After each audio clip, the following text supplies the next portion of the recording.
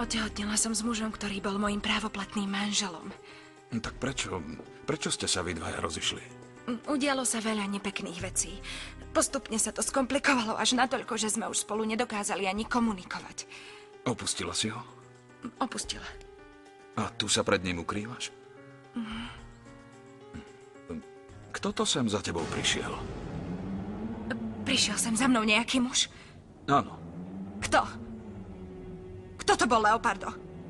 Kto?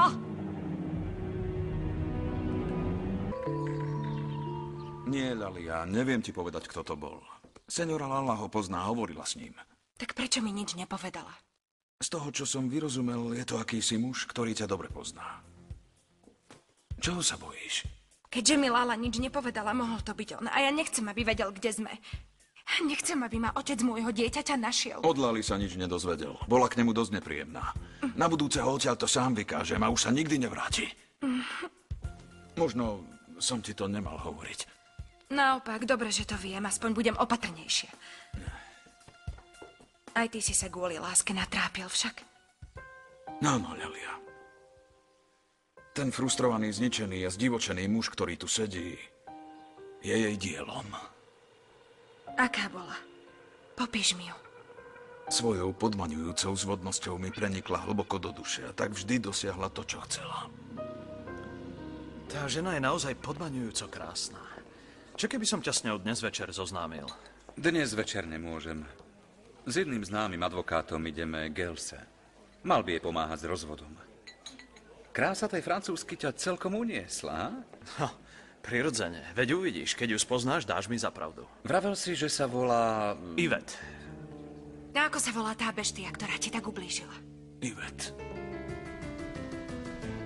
Yvette je zvláštna. Je to ten typ ženy, pri ktorej máš pocit, že ju nikdy skutočne nespoznáš. Skôr ako sa nazdáš, uloví si ťa Juan Miguel. To nie je to až také vážne.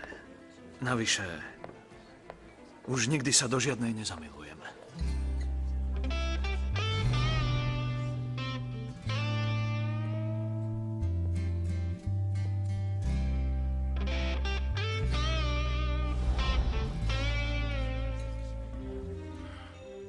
Bola dôvtipná, koketná, vášnivá. A z dobrodružstva na jednu noc sa razom stala trvalá závislosť. Vpila sa mi do krvi ako jed. Rozumieš? Ak mám pravdu povedať, z takýchto záležitostí mi je trochu nevoľno, ale pokojne pokračuj, počúvam ťa. Prečo sa to medzi vami skončilo? Niečo sa stalo a ja som od nej odišiel. A potom som sa dozvedel, že nemala iba mňa. Bolo nás viac. Seniorita sa zabávala tým, že plietla hlavy mužom, ktorí boli očarení jej krásou a zvádzaním. Jej hobby bolo lámať srdcia. Čo to znamená hobby? Keď niekto zbiera napríklad známky alebo iné predmety. Lenže ona zbierala mužov, ktorým plietla hlavy. Nikdy viac si ju už nevidel? Nikdy. Keď som pochopil, aká v skutočnosti je, ušiel som. Rovnako ako ty teraz unikáš od nešťastnej lásky. Milujem ťa, Maričovi. A ja ťa nenávidím, vieš, nenávidím. Chcela by som ťa zabiť!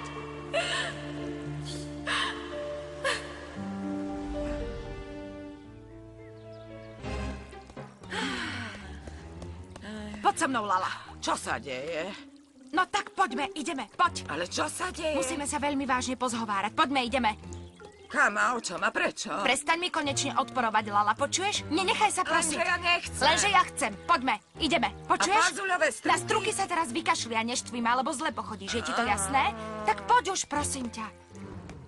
Povedz, dievča, čo máš za ľubom? Len poď. ha? Uvidíš. Nechápem, čo sa zase deje. Prečo si mi nič nepovedala, Kandelária? Nič? A o čom? O tom mužovi, ktorý ma sem prišiel hľadať, ha? Vrav, kto to bol? Joj. Nepovedala som ti to, lebo som ťa nechcela zbytočne znepokojovať. Ale nemusíš mať obavy, ten človek sa sem už nikdy nevráti. A odkiaľ o tom vieš? Leopardo mi to povedal. Okamžite mi povedz, kto to bol. Kande, povedz mi to, prosím ťa, pretože inak... Nebol to náhodou Juan Miguel? Nie, Lalia. Nebol to Juan Miguel. Bol to ten, ktorý chcel z teba spraviť tú veľkú televíznu hviezdu. Amador Robles? Áno, moja, áno, on to bol. Prečo si myslela, že to bol Juan Miguel? Myslela som si to, pretože... Vlastne som tak trochu dúfala, že sa zaujíma o to, kde som. Čo myslíš, Kandelária, na čo sem prišiel Amador? Chcel sa s tebou porozprávať. Dobre, ale vysvetli mi, odkiaľ vedel, že sme tu. Tak to neviem. Zaváňa to nebezpečenstvom. Neviem, o čom by sa so mnou Amador chcel zhovárať. To som sa ho pýtala. Pýtala som sa ho to, ale on stále opakoval, že to povie len tebe. Obávam sa, že o nás a o našom úkryte Amador niekomu niečo vytára, Kande. Nepozdáva sa mi to. Vonkoncom sa mi nepozdáva, že vie, kde sa skrývame. To nedopadne dobre. Veď ani mne sa to nepáči.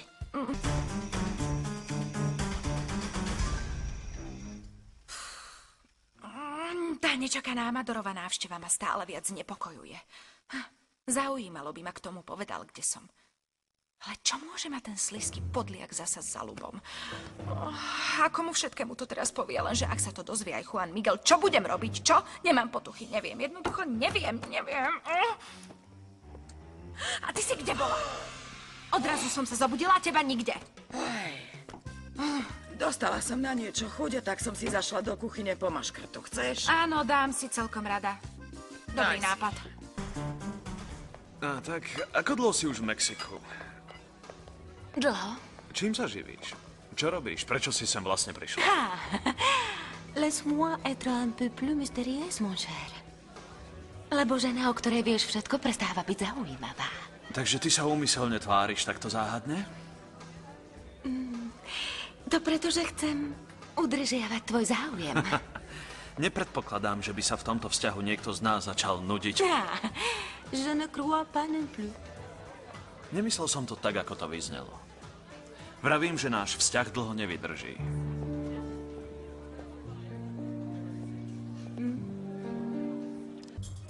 Asi sa nechceš nechať unášať vášňou. Ale to je zbytočné, to sa ti nepodarí. Si tým istá? Absolútne. Pre každého muža je dobíjanie ženy nebezpečné. Très dangereux. Nech by bola návnada akokoľvek lákavá, pokúša sa ujsť. Aj v tej najočarujúcejšej žene je istá dávka krutosti. S radosťou sa zahráva s ulapeným mužom a s úsmevom pozoruje, ako ten úbožiak bojuje o život. Oh là là, quelle comparaison. Je arriverai à ton cœur. Radšej to vzdaj, Yvette. Bol by som tvojim prvým fiaskom. Prečo myslíš? Pretože do môjho srdca sa už dostala iná.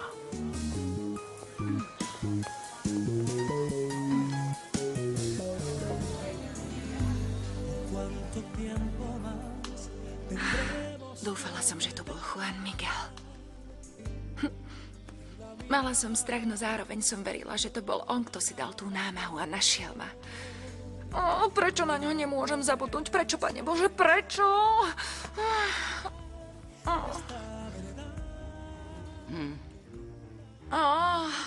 Prečo, Kande?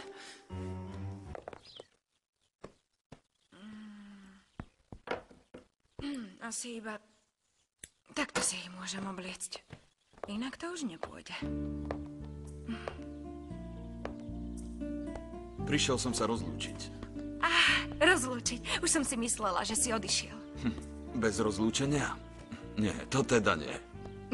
Budem sa za teba modliť k Pánu Bohu aj k Pane Márii, až kým sa nevrátiš. Súhlasíš? Ďakujem, Lalia. Opatruj sa, Leopardo, a vráť sa, pretože ja ťa tu potrebujem.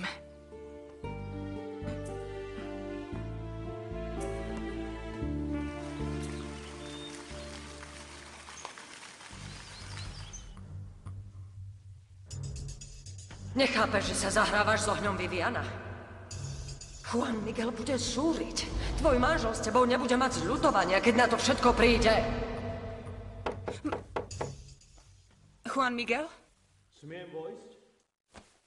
Samozrejme, miláčik. Dobré ráno. Dobré ráno. Ako sa dnes cítiš? Dobre. Tak už vstaň a obleč sa. Pôjdeme spolu von.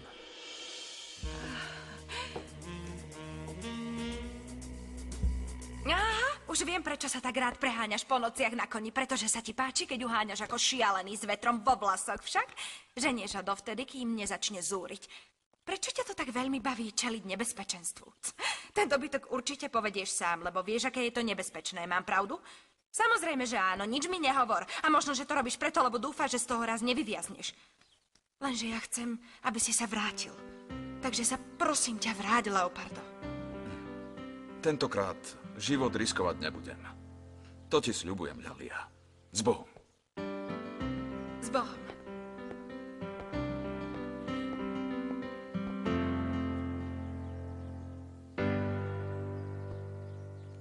S Bohom. Prečo sa trošku neusmeješ? Kande. Tak veľmi sa bojím. A čoho, drahá moja, čoho? Mám takú zlú predtuchu. Je to ako keby sa mi malo niečo stať. Predpokladá, že sa Maričuj čoskoro vráti späť.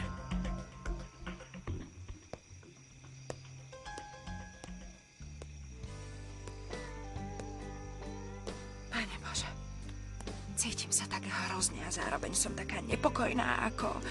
Mám takú zvláštnu predtuchu. Bože môj, Vari sa niečo nestalo kamošovi. Alebo nedaj Bože Majte? Alebo Čio? Do šľaka to snáď nie, lenže ja tam predsa nemôžem len tak zatelefonovať. Čo ak to zodvihne? Juan Miguel a... No na druhej strane, keby to zodvihla Balbina, s ňou by som sa mohla porozprávať. Musím to spraviť čo najskôr, najlepšie.